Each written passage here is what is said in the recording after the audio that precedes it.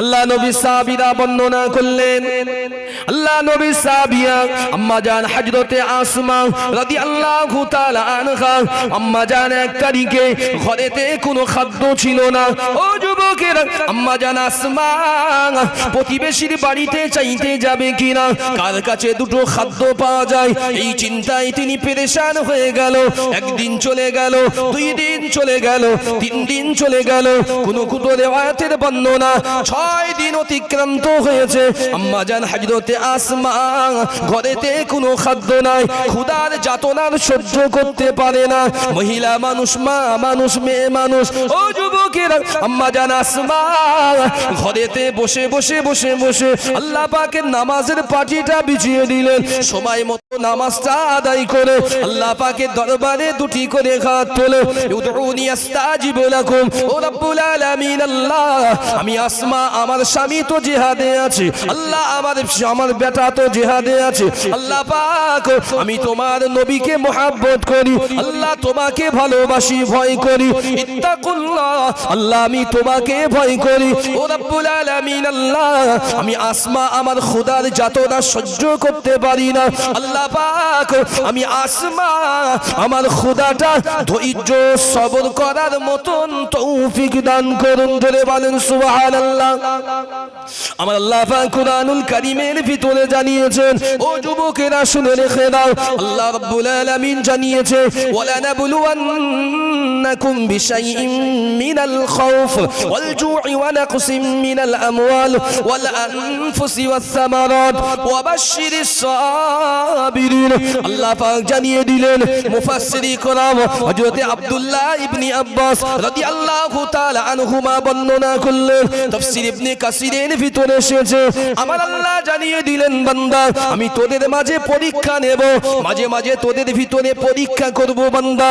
আমি কিছু খোদা দিয়ে, কচু ভয় দিয়ে, খাদ্য খড় দিয়ে আমি আল্লাহ কিছু শস্য ফসল নষ্ট করে, এমন কি পশু পাখি, এমন গৃহপালিত পশুদেরকে মৃত্যু ঘটিয়ে আমি আল্লাহ বান্দা তোদেরকে পরীক্ষা করব। আচ্ছা বলেন দিন, এখানে এলাকায় যদি ছাগলের মোরগ আসে কোথায় যাবেন? বলেন, রাগ করবেন না, বোঝাচ্ছে আপনাকে। আমি হুটহাট করে অন্য কথা বলি না, আমি আগে মানুষকে বোঝানোর চেষ্টা করি বিষয়টা কি বলতে চেয়েছে আল্লাহ। ধরে নেন আপনাদের ইটেন্ডে এই যে পানিতর গ্রামে হঠাৎ ছাগল, মুরগি, হাঁসের মোরগ এসে, কোথায় যাবে? আগে আপনারা যাবেন না যে কোথায় ডাক্তার দিয়েছে হাঁস মুরগি ছাগলের, পশু ডাক্তার, ঠিক না ভুল বলছি? আল্লাহ বলেছে, ওয়ালা নাবলুওয়ান্নাকুম বিশাইইন মিনাল খাউফি ওয়াল জু'i, আমি আল্লাহ কিছু ক্ষুধা, কিছু ভয়, কিছু তাকলীফ, ফসল শস্য, আমি আল্লাহ কিছু জান, চাই সে গৃহপালিত পশু হোক আর যাই হোক, এই সমস্ত কিছু দিয়ে আমি আল্লাহ পরীক্ষা করব। মাঝে মাঝে কিছু জিনিস মেরে ফেল দেবো আমি আল্লাহ, হঠাৎ মৃত্যু দেবো, এটা পরীক্ষা আমি আল্লাহ আমার। হে আমার নবী, ওয়াবাশশিরিস সাবিরিন, যারা ধৈর্য ধরে সবর করে আমি আল্লাহ আমার পক্ষ থেকে ওই সবরকারীদেরকে সুসংবাদ দাও। একবার জোরে বলে। কে বললো? আল্লাহ বললো। আম্মা জান হযরত আসমা বুঝতে পেরেছে আয়াতের মর্মার্থ, উনি বললেন, আল্লাহ আমি এই ক্ষুধার যাতনায় যেন আমি না বাইরে হই, আল্লাহ তুমি আমার কারোর কাছে হাত পাতাও না আল্লাহ। আমি আসমা হাত পাততে প্রস্তুত নয়, আমার গায়েতে আল্লাহ আবু বকর সিদ্দিকের খুন আছে, আর আমার হাতেতে আমার গায়ের সঙ্গে লেগে আছে যার খুশবু, তিনি হলেন মুহাম্মাদুর রাসূলুল্লাহ। জোরে বলেন সুবহানাল্লাহ। আমি আসমা লোকের কাছে হাত পাতবো, এটা আমার শোভা পায় না, শোভা পায় না। আল্লাহ কাঁদছে রাতের বেলা ঘরেতে বসে বসে, আল্লাহ আমার ক্ষুধার জন্য কাঁদছি না, ক্ষুধাটা যেন সহ্য করতে পারি, এই শরীরটা যেন আমার ক্ষুধা সহ্য করতে পারে, এই তাকতটা তুমি দাও, তোমার কাছে অনুরোধ করি। আল্লাহর কাছে দোয়া চাচ্ছে। আবার রাত শেষ হলো, সকাল হলো, খাদ্যর কোনো জারিয়া না, 6 দিন হয়ে গেল। আল্লাহ নবী সাহাবী আম্মা জান আসমা, ইমাম বাইহাকি রাহমাতুল্লাহ আলাইহি বাইহাকি শরীফের ভিতরে হাদিসটাকে আলোচনায় আনলেন। ও যুবকেরা, আম্মা জান আসমা ঘরেতে মাটির পাথরের ঘর, ওই ঘরেতে বসে বসে বসে বসে ঘরের উপরে বিছানো সুন্দর করে একটা জায়গা, একটি চ্যাটাই ছিল, ওই চ্যাটাইটা তুলে নিয়ে নিজে মহিলা মানুষ হয়ে নিজের পেটের কাপড়টাকে উঠিয়ে দিয়ে ওই টাইস কিংবা ওই পাথর মক্কার পাথর কিংবা ওই মাটির উপরে বারে বারে পেট দিয়ে ঘর্ষণ দেয় আর বলে আল্লাহ আমি আসমা এই খোদার যাতনা থেকে আমাকে মুক্তি দাও। দেখবেন আগেকার মানুষের একটা টোটকা আছে, খুব ক্ষুধা লাগলে কিছু না থাকলে শুয়ে পড়তো উপর হয়ে, খুব ক্ষুধা লাগলে কিচ্ছু না পেলে উপর হয়ে দেখবেন শুয়ে পড়তো, দেখবেন এখনো আছে। খুব পেটের ব্যথা করলে পেটের কিছু অংশ এরম করে দেখবেন কাপড় তুলে এই মাটির সঙ্গে এরম করে মাটির সঙ্গে ভালো করে এ দিয়ে এখনো মায়েরা বাচ্চাদেরকে এরম করে তাপ দেয়। আম্মা জান আসমা বলছে আমি আমার এই জায়গার কাপড়টাকে তুলে আমি মাটিতে দিয়ে গড়াগড়ি খাচ্ছে আর বলছি পেটটাকে ঘষাচ্ছে আল্লাহ আমি আসমা আমার খোদার যাতনা থেকে তুমি হেফাজত করো। কাঁদছি আর বলছি বারবার। ওগো মুসলমান, এক তারিখে আম্মা জান আসমা খোদার যাতনা সহ্য করতে পারে না। আম্মা জান আসমা নিজেই বর্ণনা করলেন আমি আর পানিটা নিয়ে আসা, ঘর থেকে বার হয়ে কুয়া থেকে পানি উত্তোলন করা, আমি আসমা আমার ওই তাকতটা যেন শরীর থেকে চলে গেল। আমি 6 দিন হয়ে গেল আমি আসমা বাড়িতে খোদার কিছু নাই, খাওয়ার মতো কিছু আমার বাড়িতে নাই। ও যুবকেরা, 6 দিনের মাথায় আমি আসমা আমি দেখতে পেলাম আমার একটা পাশে ইহুদির বাড়ি ছিল, ওই ইহুদির বাড়িতে একটা ছাগলের গোশত এনে ইহুদির বিবিটা চুলোয় রান্না করে। ও যুবকেরা, আমি আসমা 6 দিন হয়ে গেল ঘরে খাবার নাই, ঘরে আমার স্বামী নাই, বেটা নাই, আল্লাহ নবীর সঙ্গে যুদ্ধে শরীক হয়েছে, আমি মহিলা মানুষ কোথায় যাব, আর সহ্য করতে পারলাম না। ঘর থেকে উঠে একটু আগুনের ওসিলায় ওই প্রতিবেশীর বাড়িতে চলে গেলাম। ওই প্রতিবেশী ইহুদির বাড়িতে গিয়ে ইহুদি রমণী তাকে আমি আমার আগুনের কথা বললাম, আমাকে কি একটু আগুন দেওয়া যায়? ও যুবকেরা, ইহুদি নারী একটু আগুন দিল বটে, কিন্তু আমি আসমা ওই আগুন নিয়ে কিছু করার ক্ষমতা নাই। বলেন দিন, যার বাড়ি চুলো নাই, উনুন নাই, রান্নার কিছু নাই, পাকানের কিছু নাই, তার আগুনের কোনো জরুরত আছে না নাই? এই যদি বলেন জরুরত আছে নাই। কিসের জন্য গিয়েছেন মানে? উনি বর্ণনা করছেন আমি এজন্যই গিয়েছি, না চাইতে আল্লাহর কাছে ওয়াদা করেছি যদি আমি চাইবো না, যদি ইহুদি ওই মহিলাটা আমার দিকে একটু তারাস খেয়ে কিছু একটু দেয়, গোশতের টুকরো একটু দেয়, আমি আসমা আমার কলিজাটা ধন্য হয়ে যাবে, আমার পেটের উদরটা পূর্ণ হবে। ক্ষুধার যাতনা আমি নিজের ঘরের মেজের পাথর আর মাটিগুলো সেগুলো ঘেঁষতে ঘেঁষতে একদম সমান করে ফেলেছি, পেটটাকে মাটিতে চেপে দিয়েছি যাতে ক্ষুধা আমাকে কষ্ট না দেয়, কিন্তু পাচ্ছি না। শরীর তো শরীর, জিসম জিসম, প্রত্যেকের এক একটা ভুক থাকে, এই ভুক আমি আসমা কোথা থেকে মেটাবো? স্বামী যদি ঘরে থাকতো তাও নাই বলতাম, ছেলে যদি থাকতো, তারা তো যুদ্ধে গিয়েছে রাসূলুল্লাহর সঙ্গে। আসমা 2 বার গিয়েছে আগুন আনতে, শোনেন 2 বার। ইহুদি কিচ্ছু বলেনি, মহিলা 3 বার গিয়েছে তাও কিচ্ছু বলিনি। লাস্টে মন খারাপ করে আল্লাহ তুমি যদি খাওয়াও আমাকে খাওয়াও, যদি না পারো আল্লাহ আমাকে ধোঁকাদারিতে ফেলো না, আমার ঈমান যেন দুদুল্যমান মানে দুলছে, কোন জায়গায় গেলে আমি একটু খাদ্য পাবো বলে ঘরের ভিতরে বসে আস্তে আস্তে ওযুটা সেরে আবার নামাজের পাটিতে বসে আল্লাহর কাছে নামাজ পড়ে আর কাঁদে, আল্লাহ আমার খোদা থেকে তুমি আমাকে বাঁচাও। এই যারা আজকে শুনছেন বসে আছেন, অস্বীকার করার জায়গা নেই, সত্যি বললে বলে হুজুর বলতে চাই কথাগুলো, এমন কোনো বাড়ি নেই যে বাড়িতে আজকের বা আগামী কাল থেকে গোশতের টুকরা নেই, আছে নাকি? এই গ্রামের এমন কোনো বাড়ি আছে যে বাড়িতে গোশত হয়নি? প্রায় বাড়িতে আত্মীয় পরিজন এসেছেন, আসেনি, নিজেরা খেতে চাইলেও তাদের অন্তত মেহমানদারির জন্য গোশ মাছ কিনতে হয়েছে, ঠিক না ভুল বললাম? আজকে জানেন আমরা খাই বটে, খেয়ে না আল্লাহর শুকরিয়া হক আদায় করি না। এই মাহফিলকে কেন্দ্র করে যারা আত্মীয় এসেছেন দেখুন গিয়ে বাড়ি গিয়ে খেয়ে ঢেকুর তুলে এই রাস্তায় ঘুরছে বা ঘুমোচ্ছে, অথচ এই জায়গায় এসে বসাটা ছিল তাদের হক, কারণ তারা এই জন্যই এসেছে, কিন্তু আজকে এই মাহফিলকে কেন্দ্র করে এসেছে, ঠিক না ভুল বলছি? তো তাদেরও একটা হক আছে এই জায়গায় এসে বসার, তারা বসে না। এই জন্য একদিন তাদের হিসাবের কাঠগড়ায় উঠতে হবে। প্রশ্ন হচ্ছে হুজুর আপনি নফল বিষয়ে বলছেন, হ্যাঁ নফল বিষয়ে বলছি, মনে রেখে দেন আমি এজন্য বলছি না, সে যদি বসে অবশ্যই সওয়াব পাবে, মনে রেখে দেন বাইরে কোনো সওয়াবের জারিয়া আছে বলে আমার জানা নেই। আজকালকার যুগে এই প্যান্ডেলের বাইরে যেটা হয় সেটা সওয়াবের জারিয়া নয়, সেটা জিনার জারিয়া, জিনা গুনার জারিয়া। একটা সন্তানকে ছেড়ে দিয়ে দেখেন মার্কেটে, বুঝতে পারেন তারপর ডিমান্ডটা কি হয়। হ্যাঁ, বাস্তব কথা বলছি। এজন্য এখানে বসাটা একটা সওয়াবের জারিয়া, ঈমান নির্ধারণ হয়। আল্লাহ আল্লাহ রাসূলের মাহফিলে বসলে এখানে আমাদের ভিতর অন্তত কিছু না হলে আল্লাহ আল্লাহ রাসূলের মুহাব্বত জন্ম নেয়। ঠিক না ভুল বললাম? এখানে বসলে রাসূলুল্লাহর মুহাব্বত জন্ম নেয়। আল্লাহর নবী তো অনেক দূরে, সেই মদিনাতুল মুনাওয়ারা, তার মুহাব্বত কি করে? হ্যাঁ, আমার আল্লাহ বলেছে হাবিবুল্লাহর মুহাব্বত আমি প্রত্যেকটা ঈমানদারের ঈমানে লাগিয়ে দিয়েছি। একবার জোরে বলেন সুবহানাল্লাহ। প্রত্যেকটা ঈমানদার, কেউ অস্বীকার করতে পারবো না যে রাসূলকে মুহাব্বত করি না। আল্লাহ চাইলেই কিছু করতে পারতেন। একটা ছোট রেওয়াজ বলছি শুনুন। কোরআন আল্লাহ পাক রব্বুল আলামিন কোরআনুল কারীমের ভিতরে বলেছেন মাইয়িতিল্লাহ, আমি আল্লাহ আমাকে ভয় করো।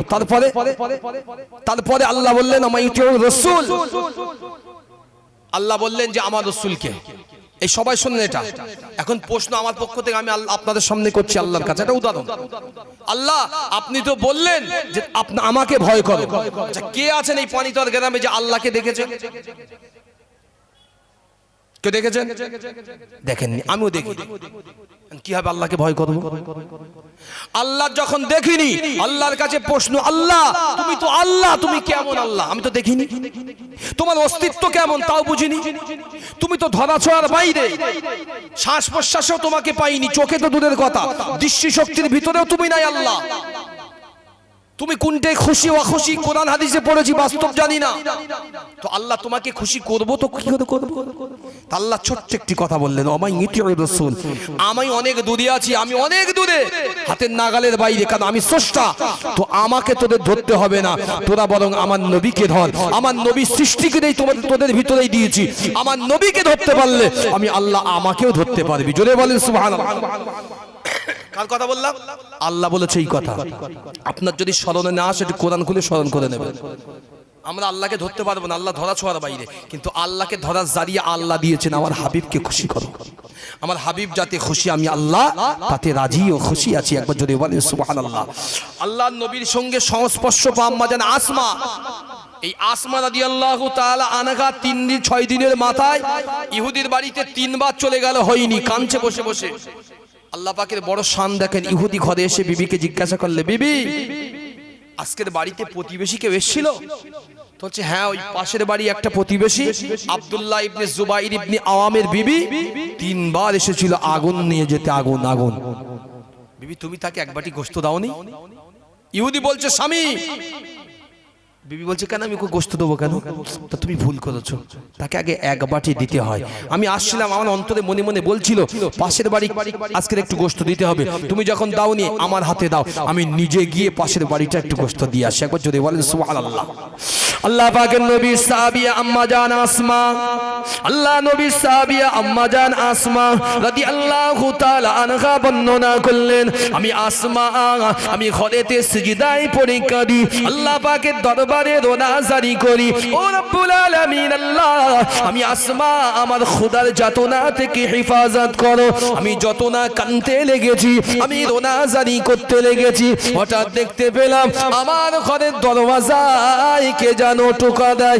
ও যুবকেরা, আমি ঘরের দরওয়াজা যেই না খুলেছি, আমি দেখতে পেলাম পাশের বাড়ি ইহুদি মানুষটা, আমি আসমা আমার দিকে একটি বাটি এগিয়ে দিল, একটি পাত্র এগিয়ে দিল। আমি আসমা ওই পাত্রটা যেই না হাতে নিয়ে ঘরেতে এলাম, পাত্র খুলতেই দেখলাম যে ছাগলের গোশতের জন্য আমি আসমা 3 বার ইহুদির বাড়ি গেলাম। ওই ছাগলের রান্না করা গোশত আমি আসমা আমার আল্লাহ আমার সামনে হাজির করে দিয়েছেন। জোরে বলেন সুবহানাল্লাহ। ও যুবকেরা, আমি আসমা ওই গোশতের বাটিটা পাশে রেখেছি, আল্লাহ পাকের দরবারে সিজদায় অবনত হয়েছি, আল্লাহর দরবারে রোনাজারি করেছি। ও রব্বুল আলামিন আল্লাহ আমি আসমা আপনি আমাকে এত মুহাব্বত করেন, ভালোবাসেন, আল্লাহ পাক আমার কষ্ট আপনি শুনে নিয়েছেন।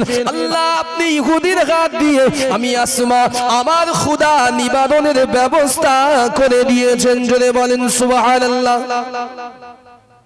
একটা ইহুদি দিয়ে যদি আমার আল্লাহ আমার নবীর একজন আশিককে যদি সন্তুষ্ট করতে পারে, আচ্ছা আমরা যারা এখানে বসে আছি, আচ্ছা আল্লাহ পারে না আমাদের সন্তুষ্ট করতে? এই কথা বলেন না, পারে না? আল্লাহ আমাদেরও পারে। এই দেখুন, অন্যদিক গেলেই না কিছু মনে করবেন, ওই জীবনী জায়গায় যদি আমি এখন বলি হয়তো আপনাদের খুব ভালো লাগবে, তকবীরও দেবেন খুব, কিন্তু অন্তরটা না খুব একটা ভরে না। কেন বললাম বলেন? কোরআন আর হাদিস এই দুটো নির্যাস যার ভিতরে একবার ঢুকেছে, এই সাংঘাতিক জিনিস, এর উট যার ভিতরে ঢুকেছে সে কখনো ভুলতে পারেনি। উদাহরণ দিচ্ছি, শোনেন ভাই, হাকি শরীফে শোনেন। একটা নারী ছিল, আপনারা যারা শুনছেন শুনবেন, একটা নারী ছিল খুব সুন্দরী। এই নারীটা নাম ছিল আপনার আবেদা, আবেদা নাম ছিল। এই নারীটা জাহিলিয়াতের যুগে এই নারী খুব একজন নামজাদা এবং খুবই সুন্দরী। এক তারিখে কোনো একটা আবেদ আল্লাহ পাকের ইবাদত করত। ও রাস্তা দিয়ে যেতে যেতে দেখলো একটা জায়গায় মানুষের খুব টাল, মানুষ দাঁড়িয়ে আছে। জিজ্ঞাসা করলেন কেন দাঁড়িয়ে আছেন? বলছে এই জানো না, এই যে জায়গায় এই বাড়ির মালিক যে মালকিন আছে মহিলা, ওই মহিলাটা এত সুন্দর, ওই মহিলা প্রতিদিন অর্থের বিনিময়ে এলাকার তামাম যুবকরা প্রতি রাত এক একজন করে এক একটা যুবক অর্থের বিনিময়ে মহিলার কাছে যায়। এ আল্লাহওয়ালা মানুষ, এর মনে কি কুণ্ঠা এসেছে জানি না, এ বলছে এত সুন্দরই তো। হ্যাঁ, ও একদিন একটু দেখতে চেয়েছে, দূর থেকে দেখে ওর মনে মনে এসে যে আমার যত টাকা লাগে লাগুক, এই মহিলাকে আমিও একটা রাত্রি চাই। আল্লাহর ইবাদত করনে ওয়ালা আবেদ মানুষ, আল্লাহর ভালোবাসার মানুষ, এ ওই মহিলাকে কত টাকা রেট জিজ্ঞাসা করে, অনেক টাকা। ও মার্কেটে গিয়েছে আস্তে আস্তে কাজ করতে, বেশ কয়েকদিন কাজ করে টাকা জমিয়ে ওই মহিলার কাছে গিয়েছে। শুনবেন, মহিলার কাছে টাকা জমা দিয়ে মহিলার ঘরে প্রবেশ করেছে। মহিলা বলল আজকে রাত্রিটা আপনার জন্য আমি দিয়ে দিলাম, বলুন আপনার যা যা খিদমত লাগে সেবা লাগে আমি দেবো। আল্লাহ পাকের আবেদ বান্দাটা বলছে যে আমি তোমাকে যা দেখেছি তার থেকে তুমি অপরূপ সুন্দরী। তো আজকে আমি এই জন্য এখানে এসেছি, বসেছি, তোমাকে দেখছি যে তোমার এই সৃষ্টিতে দেখে মানুষ মুগ্ধ। তা আমি এখন কিচ্ছু করব না তোমাকে, তুমি আমার সামনে বসে থাকো, আমি একটু নয়ন পলক ভরে তোমাকে একটু দেখব। মহিলা মানুষ তো বলছে আপনি কি আমাকে দেখতেই এসেছেন শুধু? তাহলে না, আমি সবকিছু করতে এসেছি, আগে আমি একটু দেখবো। মনে রাখুন, আল্লাহ যার অন্তরে হেদায়েতের নূর দেয়, ইন্না আলাইনা লাল হুদা, হেদায়েতের ডিপার্টমেন্ট জিম্মেদার হচ্ছেন আল্লাহ। আল্লাহ যার অন্তরে হেদায়েত ঢেলে দেয়, দুনিয়ার কোনো মানুষের ক্ষমতা নাই হেদায়েত সেখান থেকে কেড়ে নিতে, কোনো মানুষের ক্ষমতা নাই। যদি তাই না হতো, মনে রাখুন পৃথিবীতে আমার নবীর সঙ্গে সবচাইতে মোহাব্বত করেছেন দুনিয়ার একজন ব্যক্তি, নাম বলুন তো? ইনি ছিলেন, আমরা বলি ইমানদার আবু বকর, না, ইনি ছিলেন আমার নবীর চাচা হযরতে আবু তালিব। হযরত আব্দুল মুত্তালিব, হাদিসের কিতাবগুলো পড়বেন, আব্দুল মুত্তালিব যখন ইন্তেকাল করে আবু তালিবের হাত ধরে বলেছিলেন, বেটা তোর হাতে আমার এতিম ছেলেকে, আমার এতিম নাতিকে সঁপে দিয়ে গেলাম। এর মা নাই, দুনিয়ায় বাপ নাই, যার দুনিয়ায় মা নাই বাপ নাই তার দুনিয়ায় কিচ্ছু নাই, তুই একে সন্তানের মতো দেখে রাখিস। আব্দুল মুত্তালিব বাপের ওয়াদা করেছিল হারেম শরীফের বুথে বসে, আব্বা আমি ওয়াদা করলাম আমার ভাতিজাকে আমার সন্তানের থেকে বেশি মহব্বত করব। যতদিন আব্দুল মুত্তালিব চলে যাওয়ার পরে আবু তালেব ছিল, হাদিসটা লিখেছেন এইভাবে, হাদিস বিশারদা, আবু তালেব আল্লাহ রসুলকে নিয়ে এই বুকের সঙ্গে মাথা লাগিয়ে শিশু নবীকে আল্লাহ রসুলকে নিয়ে আবু তালেব ঘুম পাড়িয়েছে অন্তত 15 থেকে 20 বছর। আচ্ছা বলেন দিনি, একটা সন্তানকে কেউ যদি সিনার সঙ্গে লাগিয়ে রাখে 20 বছর কন্টিনিউয়াসলি, তার ভালোবাসা হবে না? হবে না? নিজের ছেলেকে নেয়নি আলীকে, নিজের ছেলেকে নেই, রসুলকে নিয়েছেন। সেই চাচাও ইন্তেকালের সময় যখন কলমা নসিব হলো না, হেদায়েত নসিব হলো না, রসুল যখন বললেন আল্লাহ আমার চাচাকে, আল্লাহ বললেন হাবিব তোমাকে আমি মোহাব্বত করি বেশুমার, কিন্তু হেদায়েত আমি আল্লাহ আমার হাতে। আবু তালিবকে যখন মাটির ভিতরে দেওয়া হচ্ছে, আল্লাহ রসুল দাঁড়িয়ে কাঁদছেন, বলছেন চাচা যদি একটা আপনি জারিয়া আমার জন্য খুলে রাখতেন, ওই জারিয়া দিয়ে আমি আল্লাহর কাছে আপনার জন্য শাফাআত করতাম। চাচা আপনি একটা জারিয়া ছেড়ে গেলেন না, আমাকে এত মহব্বত করেছেন, আমি না খেলে আপনিও খাননি, আমার জন্য আপনিও শিয়াবে আবু তালেবে অবরুদ্ধ ছিলেন, আমার জন্য আপনি দুশমনের সঙ্গে লড়েছেন, আমার জন্য দোকান বন্ধ, আপনার জন্য বাজার বন্ধ, হাট বন্ধ, তবু আপনি কখনো আমার বিরুদ্ধে যাননি। অথচ চাচা আল্লাহ আপনার নসিবে হেদায়েত রাখিনি, আল্লাহ আপনার নসিবে হেদায়েত রাখিনি।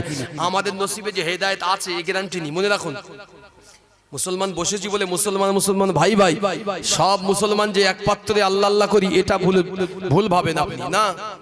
সবাই আল্লাহর কাছে মনোনীত হয় না।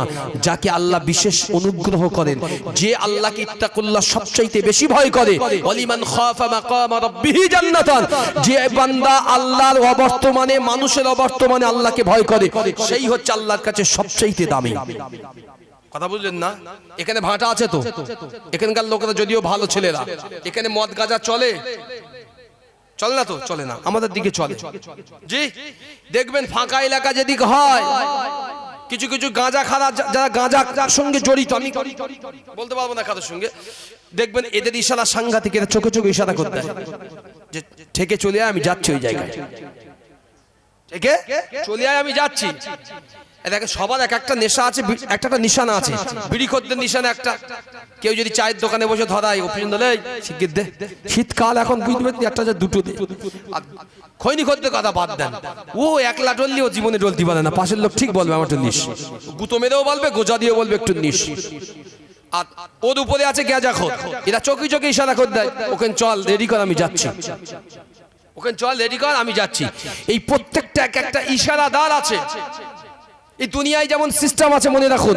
আবার কেউ কেউ আছে বন্ধুকে ধরে, বন্ধু জীবন তো অনেক গুনাহ করলি, চল না একটু আল্লাহর দিকে, চল না নামাজ হয়, চল না মসজিদে মুয়াজ্জিন আজান দিয়েছে একটু নামাজ পড়ে আসি।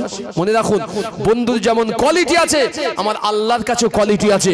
যে বন্ধুগুলো খারাপ সংস্পর্শে নিয়ে যাচ্ছে, ও বান্দা মনে করছে আমার বাড়ির আব্বা নেই, ভাই নেই, বন্ধু নেই, বিবি নেই, মা নেই, কেউ নেই, আমি ইচ্ছা করলে গাঁজা খেতেও পারি, বিড়ি খেতেও পারি, আমি নেশা করতেও পারি।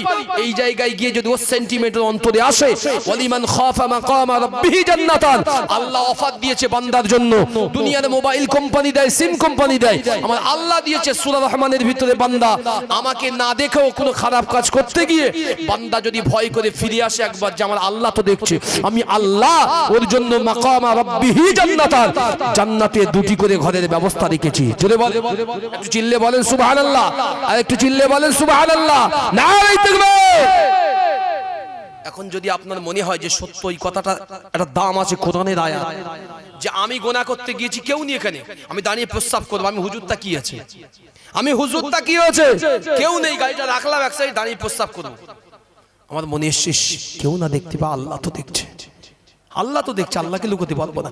এই এতটুকু ভিতরে বোধোদয় হওয়ার জন্যই আমার আল্লাহ বড় ওয়াদা করলেন, প্রতিশ্রুতি দিলেন, বান্দা মাকাম রাব্বিহি জান্নাতান, জান্নাতে আমি আল্লাহ দুটো করে ঘর দেবই বান্দা।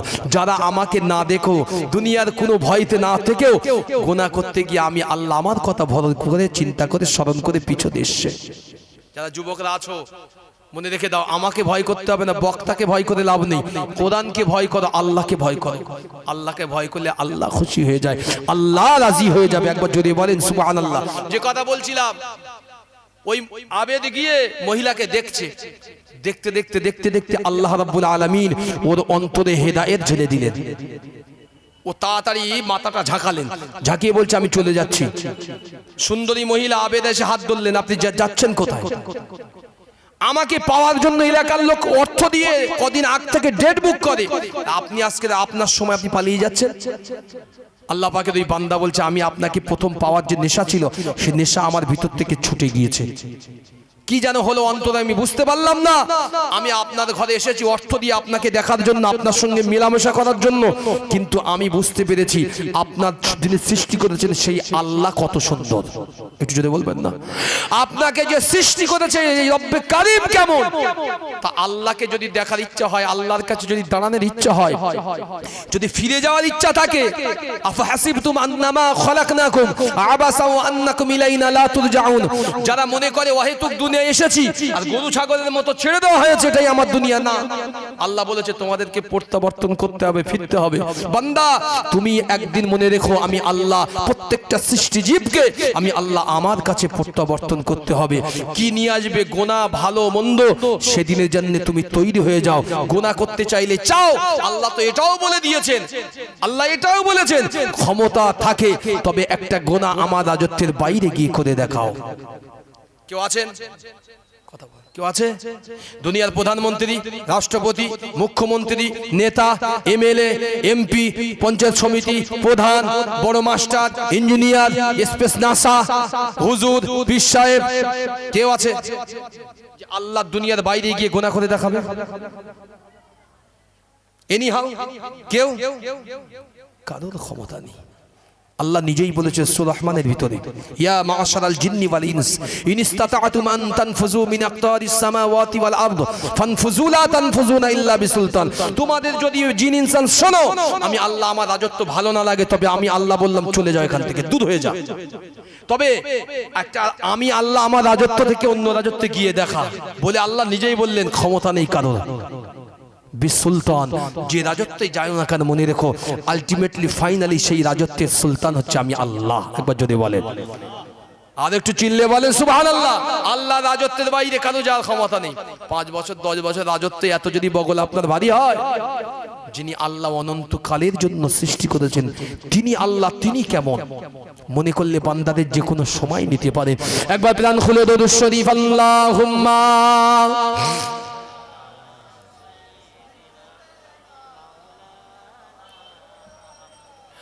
وعلى آله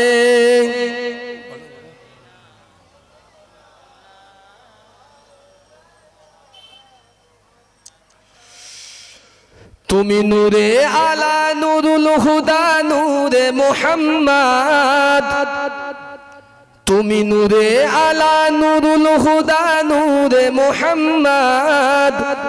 ওই নাম ধরিয়া পড়লে দরুদ লাগে মনে শাদ, ওই নাম ধরিয়া পড়লে দরুদ লাগে মনে শাদ। একবার জোরে বলেন সুবহানাল্লাহ, আর একটু চিল্লে বলেন সুবহানাল্লাহ। আল্লাহ নবীর শানে দরুদ পড়লে অন্তরে সুকুন মেলে না মেলে না? এই ভালো করে বলেন মেলে না মেলে না? আমার নবীর শান বর্ণনা করলে অন্তরে কষ্ট হয় কারোর? আল্লাহ আল্লাহ নবীর শানে একবার দরুদ পড়লে, একবার সুবহানাল্লাহ বললে, আল্লাহর প্রশংসা করলে আল্লাহ কি অন্তর থেকে হায়াত কমিয়ে দেন? আল্লাহ কি ট্যাক্স বসান? বসান না। এজন্য কবির ভাষা এতটুকুই যে নবীর শানে পৃথিবীর যাই পড়ো, আল্লাহ আল্লাহ রাসূলের শানে যখন বলবেন অন্তর অটোমেটিক্যালি প্রশস্ত হয়। ইবলিস শয়তান আমার থেকে ছেড়ে দূরে সরে যায়। যে ইবলিস শয়তানকে ওয়ালা তাত্তাবিউ খুতুওয়াতিশ শাইতান ইন্নাহু লাকুম, আল্লাহ আমাদেরকে প্রকাশ্য তার পিছনে অনুসরণ করতে নিষেধ করেছেন। সেই ইবলিসও ভয়তে খৌফে দূরে সরে চলে যায়। একবার জোরে বলেন সুবহানাল্লাহ। তুমি নূরে আলা নুরুল হুদা নূরে মুহাম্মদ, ওই নাম ধরিয়া পড়লে দরুদ লাগে মনে শাদ, ওই নাম ধরিয়া পড়লে দরুদ লাগে মনে শাদ। ইয়া রাসূলুল্লাহ ইয়া হাবিবাল্লাহ, ইয়া রাসূলুল্লাহ ইয়া হাবিবাল্লাহ। তোমার রূপের বাগান, রূপের বাগান এত আলোময়, তোমার রূপের বাগান নূরের বাগান এত আলোময়, সেই আলোই হলো আধার আলো সারা দুনিয়ায়। তোমার রূপে গড়া, তোমার রূপে গড়া ওই আকাশের স্বর্ণ মাখা চাঁদ, ওই নাম ধরিয়া পড়লে দরুদ লাগে মনে শাদ, ওই নাম ধরিয়া পড়লে দরুদ লাগে মনে শাদ।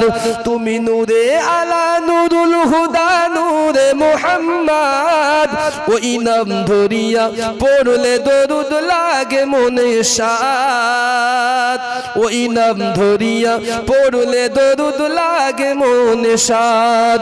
ইয়া রাসূলুল্লাহ ইয়া হাবিবাল্লাহ, ইয়া রাসূলুল্লাহ ইয়া হাবিবাল্লাহ। তোমার নামের দরুদ তুলে তুলে গাইছে নানান ফুল, ওমর গুনগুনিয়ে পড়ছে দরুদ মুহাম্মদ রাসূল। জোরে বলেন সুবহানাল্লাহ, এই সকলে মিলে বলেন সুবহানাল্লাহ। তোমার নামের দরুদ তুলে তুলে গাইছে নানান ফুল, ওমর গুনগুনিয়ে পড়ছে দরুদ মুহাম্মদ রাসূল। তোমার নূরের আলো, তোমার নূরের আলোয় চন্দ্র তারা জ্বলছে সারা রাত, তোমার নূরের আলোয় চন্দ্র তারা জ্বলছে সারা রাত। ওই নাম ধরিয়া পড়লে দরুদ লাগে মনে সাদ, ওই নাম ধরিয়া পড়লে দরুদ লাগে মনে সাদ।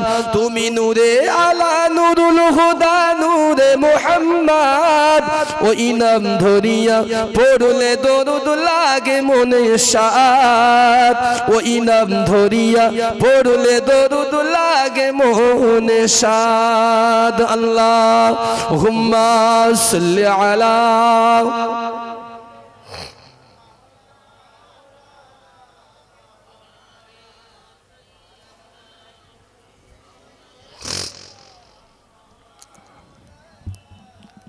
যে কথা বলছিলাম। এবারে কেন্দ্রের দিকে আসি। কমিটি ভাইদের একটা ফরমাইশ আছে, তারা বলেছেন হুজুর বসিরহাট হুজুর সম্পর্কে একটু বলবেন। আপনাদের তো খুব কাছাকাছি, মানুষটার প্রতি মহব্বত তো আমাদের চাইতে অনেক বেশি, ঠিক না ভুল বললাম? জি অনেক বেশি। দেখুন যারা আল্লাহ পাকের ওলি হয় তাদের তো বিশেষ রহমত থাকে, নেক একটা রহমত আছে। কিন্তু যে মানুষটা বসিরহাটের জমিনকে ধন্য করে শুয়ে আছেন, আল্লাহ জানো এই মানুষটার উপরে হাদিস আল্লাহ নবী সাহাবী আবু হুরায়রার বর্ণনা, আল্লাহ পাকের নবী দাঁড়িয়ে গেলেন মদিনার কবরস্থানের একটি সাইডে দাঁড়িয়ে আছেন। আল্লাহ পাকের নবী ওখানে দাঁড়িয়ে চোখ দুটো বন্ধ করলেন।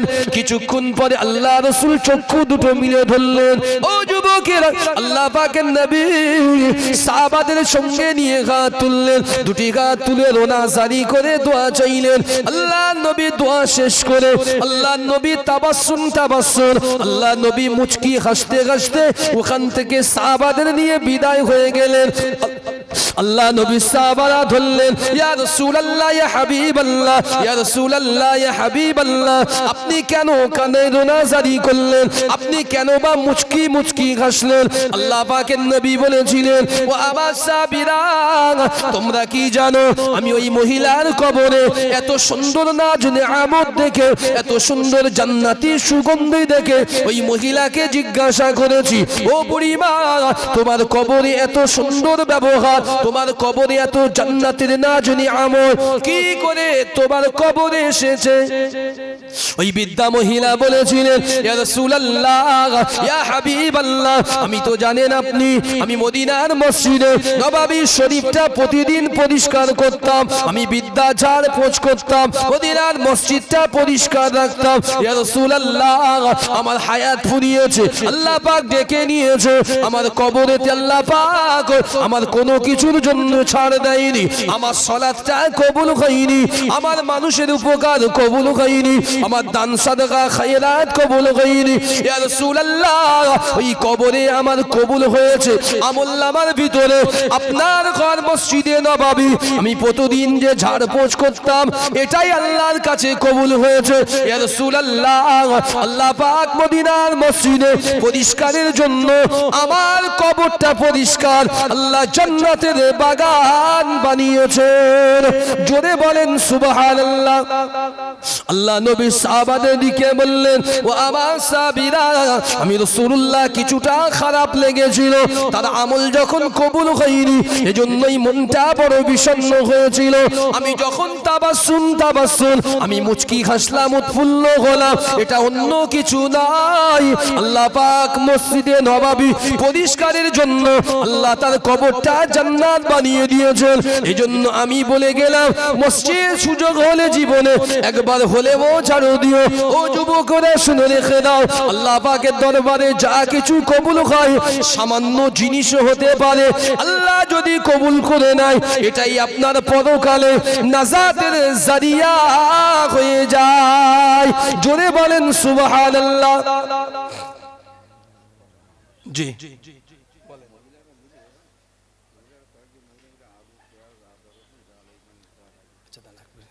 তকবীর দিন আমার বলতে হবে না, নাদাই তকবীর, এই আওয়াজ দিলে হয়? প্যান্ডেল তো দূরের কথা, এখানে যদি আস্ত গরু এনে খেটে বসকে দেওয়া হয় তকবীরের ফোয়ারা ছুটে যাবে না? যে চার দোকান হলি হয় কালকে, কিরাম আলোচনা হবেন দেখবেন কি সুন্দর করে, ওই অমুক বক্তার ঠিক পছন্দ হয়নি, ওইটা ঠিক হয়েছে, তখন বেশ ভালো করে জোরের গলা আবার হয়, তাই না? একটু তাকবীর দান জোরে, নারায়ে তাকবীর, নারায়ে তাকবীর, নারায়ে তাকবীর। আপনারা দেন অন্তত, মায়েরা তো দিচ্ছে। জি, ওলামা এসেছেন। জি, কিছু মহিলা মিলে, আমার কয়েকজন মহিলারা মিলে, মায়েরা মিলে, তারা বলেছেন আলু, পেঁয়াজ, আদা, রসুন, ঝাল, এই দায়িত্ব তারা নিয়েছেন। একটু সকলে চিল্লে বলেন মারহাবা। দুদিন যা লাগবে সব দেবে। খাজানার চাবি তো আল্লাহ ওদের হাতে দিয়েছে। একটু জোরে বলেন, একটু চিল্লে বলেন নারায়ে তাকবীর। আল্লাহ আমার মায়েরা দিয়েছেন, আল্লাহ তাদের দানকে কবুল করুন। বলুন আল্লাহুম্মা আমিন, নারায়ে তাকবীর।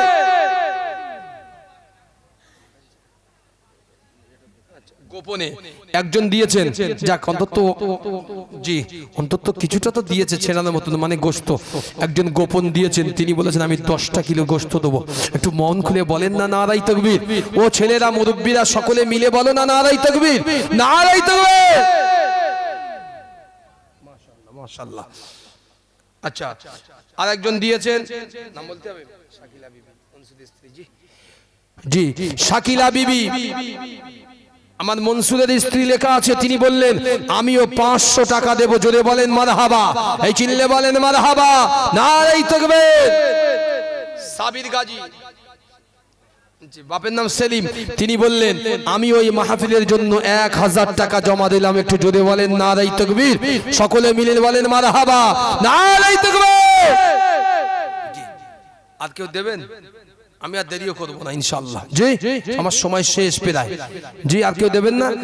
পদে ওলামা এসেছেন, খুব পরিচিত, আপনাদের স্বনামধন্য এলাকারই আলেম আলহাজ হযরত মাওলানা আজিজুর রহমান হুজুরের কণ্ঠে তিনি ওয়াজ করেন। বন্ধুবাল সরবেরিয়া থেকে এসেছেন জুলফিকার আজিজি সাহেব, আপনারা জানেন, তার ওয়াজ আপনারা শুনবেন। মাশাআল্লাহ, একদম ডিটু হুজুরের কণ্ঠেই ওয়াজ করেন। আল্লাহ তার কণ্ঠটা তেমনই দিয়েছেন।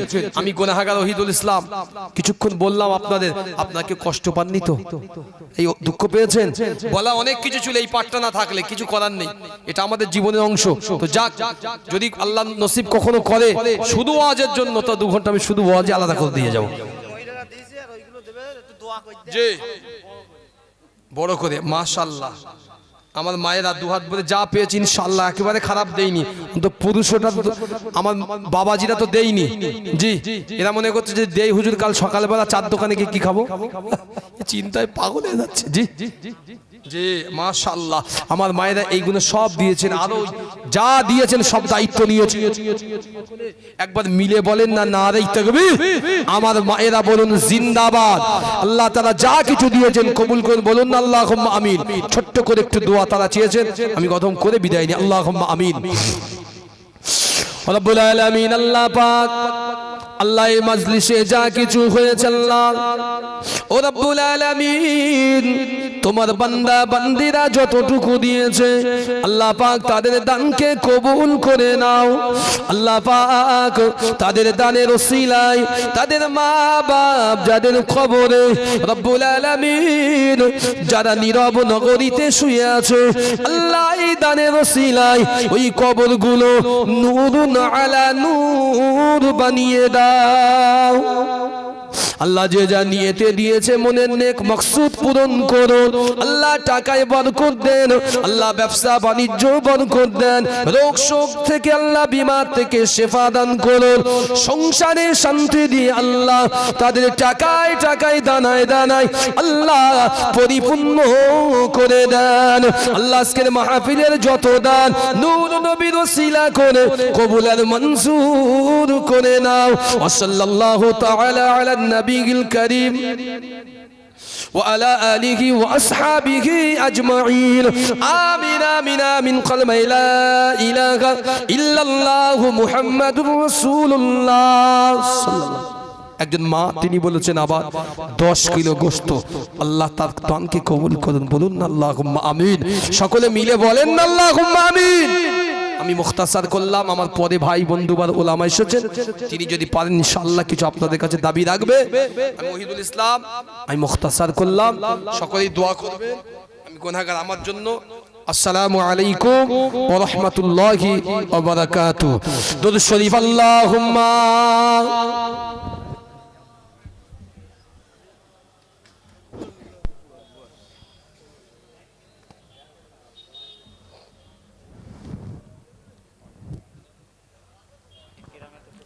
মাশাআল্লাহ, এতক্ষণে আপনার আলোচনা শুনছিলেন। বিদায়ী বক্তা তাকে ধন্যবাদ। কমিটির পক্ষ থেকে কিছু কালেকশন করেছেন। আপনারা সকলে বসে পড়ুন। পরবর্তী বক্তা আসছে, মঞ্চস্থ হয়েছেন, আপনারা দেখতেই পাচ্ছেন। এখনই তিনি আপনাদের সম্মুখে আসছেন জুলফিকার আজিজি সাহেব, জনাব মাওলানা জুলফিকার আজিজি সাহেব সরবেড়িয়া। তিনি আলোচনায় বসছেন। সকলে যারা দাঁড়িয়ে আছেন অনুরোধ করব আপনারা একটু মেহেরবানি করে বসে যান। আমাদের সামনে আর দুজন বক্তা আছে, সকলে চলে আসেন। ঠিক আছে, একটু সালাতুস সালাম আদায় করি। ইয়া নবী সালাম। চলে আসেন, বাইরে যারা দাঁড়িয়ে আছেন চলে আসেন। সকলে মহব্বতের সাথে, মহিলারা আপনারা পর্দার সাথে উঠে দাঁড়িয়ে যান। ইয়া হাবিব সালাম আলাইকা সালাওয়াত।